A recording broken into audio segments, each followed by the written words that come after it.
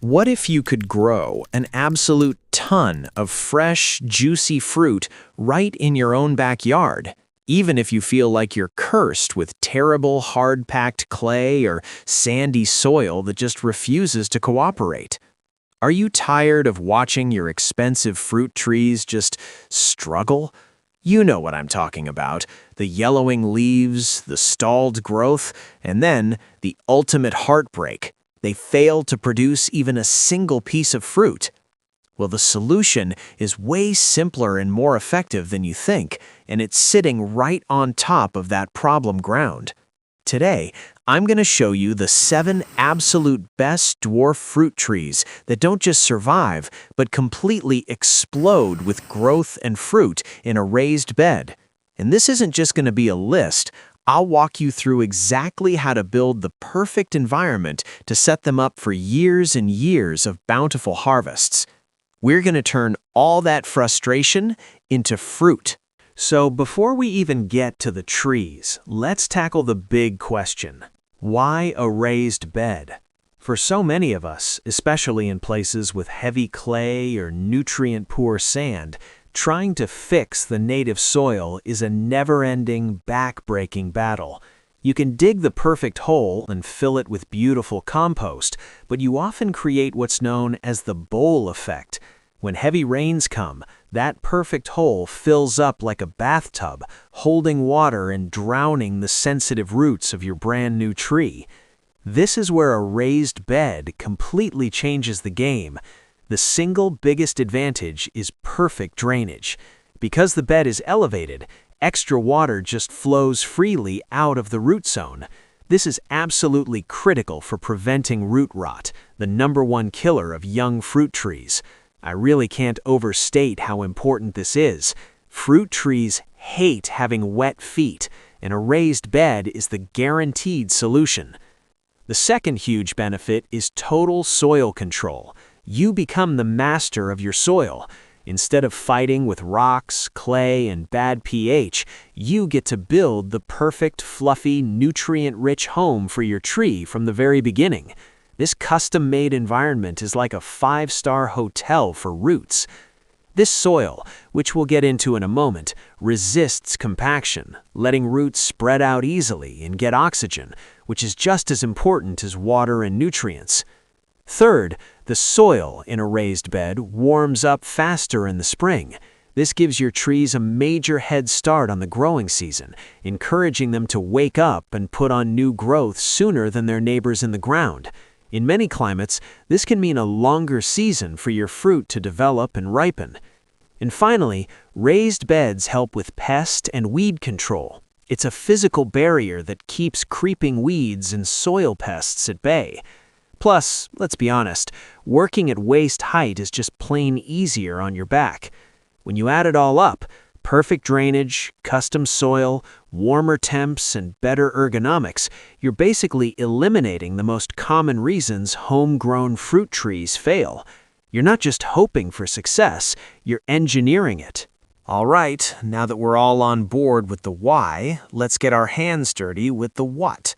This is our foundation, the bed itself and the soil that fills it. First, the raised bed. When you're planting fruit trees, size really matters.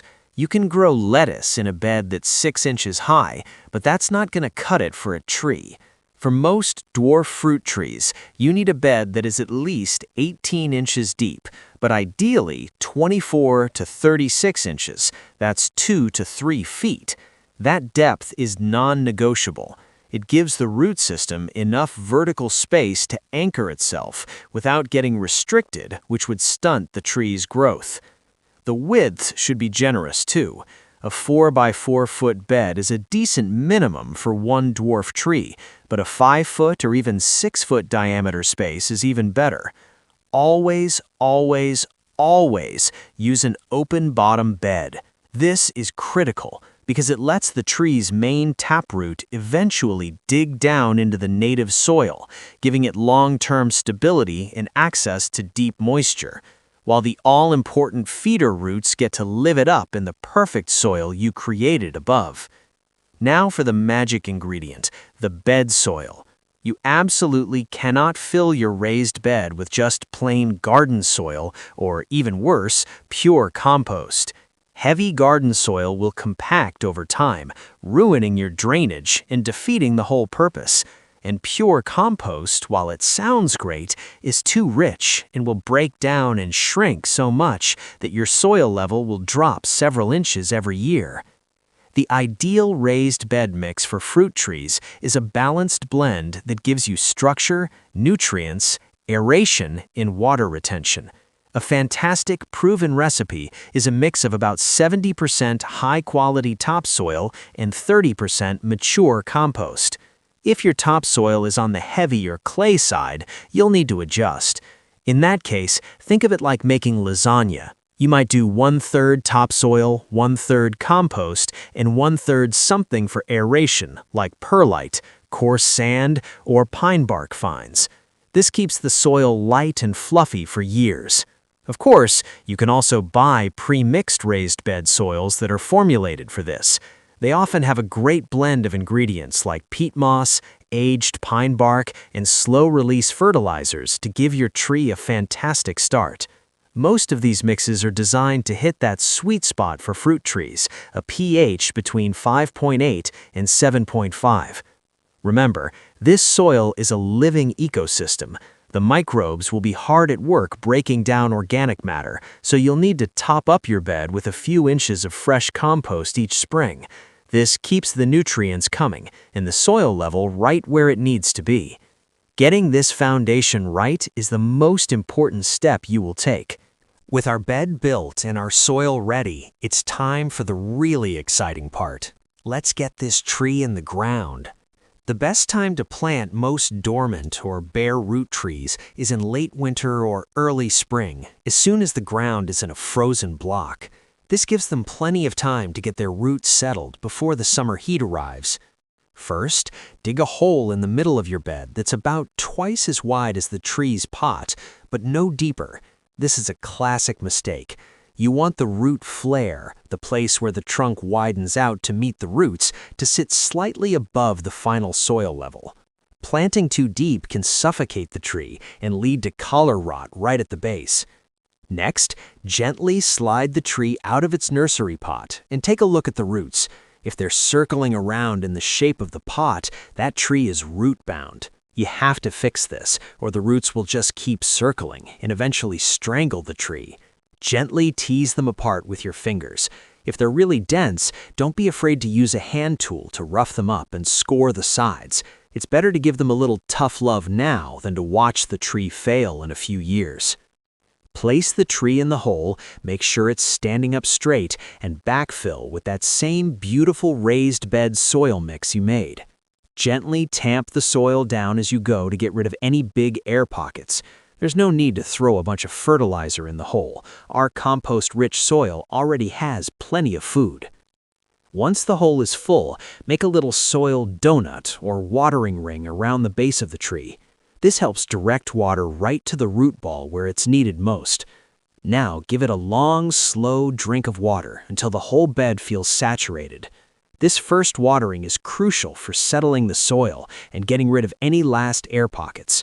Finally, add a 2 to 3 inch layer of organic mulch like wood chips or straw over the entire bed, but make sure to keep it a few inches away from the actual trunk. Mulch should never touch the trunk. This layer will hold in moisture, keep weeds down, and regulate the soil temperature. And that's it. Your tree is in its new home, perfectly set up for a long and fruitful life. All right, here's the moment you've been waiting for. Which trees are the absolute superstars for a raised bed? Here are 7 dwarf varieties that are perfectly adapted for this high-performance growing setup, with a special nod to those that do well in the warmer climates of USDA zones 8 through 10, though many have a much wider range. Dwarf fig tree. First up is the incredible fig. Figs were practically made for raised beds because they have naturally shallow, spreading roots. They absolutely love the extra warmth a raised bed provides, which helps ripen the fruit, especially if your summers are on the shorter side. With the excellent drainage in a raised bed, they become incredibly productive. For gardeners in Texas and across the South, figs are an easy win. Common varieties like Celeste, Brown Turkey, or the amazing Chicago Hardy don't need a second tree for pollination, making them wonderfully low maintenance. They thrive in zones 7 through 10, and Chicago Hardy can even be grown down to zone 6 and sometimes zone 5 with winter protection. 2. Dwarf peach tree. Imagine picking sweet, juicy peaches from a tree that's only 8 to 10 feet tall. That's the magic of a dwarf peach. They give you the reward of a full-sized peach without the giant footprint, making them perfect for a roomy 5x5 or 6x6 foot raised bed. Peach trees are famous for hating wet feet, and they're very prone to root rot and heavy soil. The perfect drainage of a raised bed is their salvation. Give them full sun and the loamy soil we can create in a bed, and they will thrive. Look for varieties on a dwarfing rootstock like Lovell. They're generally fantastic in zones 6 to 9. 3. Dwarf apple tree. You can't have a fruit tree list without the apple. Dwarf apple trees are incredibly well suited to raised beds and can be kept under 10 to 15 feet tall with simple annual pruning. A single tree fits nicely in a 4x4 or 5x5 foot raised bed. Just like peaches, they demand well-draining soil and at least 8 hours of sun for good fruit. The one thing to remember with apples is pollination. Most need a different apple or crabapple variety nearby. But here's a pro tip. Look for multi-grafted fruit cocktail trees that have several varieties on one trunk. They solve the pollination problem in a single plant and are perfect for a raised bed. You can find apple varieties from zones 5 all the way to 9. 4. Dwarf cherry tree. Sweet cherries feel like a real luxury, and dwarf varieties make them totally accessible. Many modern dwarf cherries, like Stella or Lapins, are self-fertile, so you only need one tree to get a great harvest. Look for trees on a dwarfing rootstock, like Gisela 5, which creates a compact tree that's perfect for a deep raised bed. Cherries are notoriously picky about their soil and absolutely demand good drainage, making a raised bed their perfect home. They're a beautiful and delicious addition to any garden in zones 5 to 9. 5. Pomegranate. For those of you in warmer climates, especially zones 8 to 10, the pomegranate is a showstopper. They are remarkably drought-tolerant once they're established and just soak up the heat that a raised bed provides. With their fiery orange-red flowers and cool structural branches, they look great all year long. The wonderful variety is famous for its huge, juicy fruit, while others, like Russian 26, have incredible cold hardiness, surviving down to zone 6. Growing pomegranates in a raised bed is the best way to guarantee they get the drainage they need to stay healthy. 6. Dwarf pluot, plum-apricot hybrid. If you want to grow something a little different that will blow your mind, try a pluot.